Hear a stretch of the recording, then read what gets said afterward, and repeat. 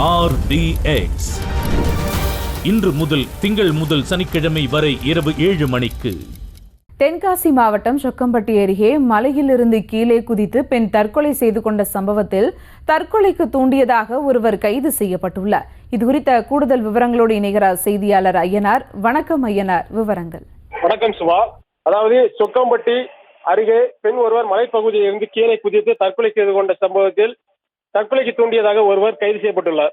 தென்காசி மாவட்டம் கடையநல்லூர் அருகே உள்ள சொக்கம்பட்டி வளையார் குடியிருப்பு பகுதியை சேர்ந்தவர் கிருஷ்ணன், இவருடைய மனைவி லட்சுமி. இவர்கள் கேரளாவில் தங்கியிருந்து கூலி வேலை செய்து வந்துள்ளனர்.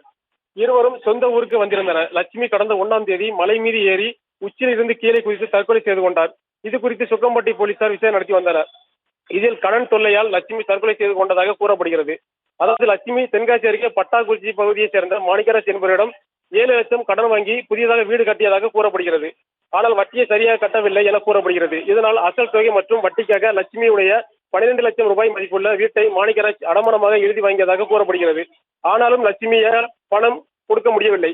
இதனால் ஆத்திரமடைந்த மாணிக்கராஜ் கேரளாவில் வேலை பார்த்து இருந்த லட்சுமி மற்றும் அவரது கணவர் கிருஷ்ணன் தம்பதியை ஊருக்கு அழைத்து வந்து அவர்களின் வீட்டை தன் பேரில் கிரயம் செய்து எழுதி தருமாறு மிரட்டியதாக கூறப்படுகிறது.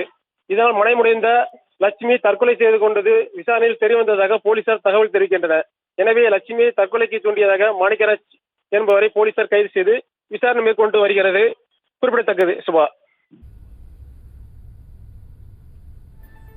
விவரங்களுக்கு நன்றி ஐயனார்.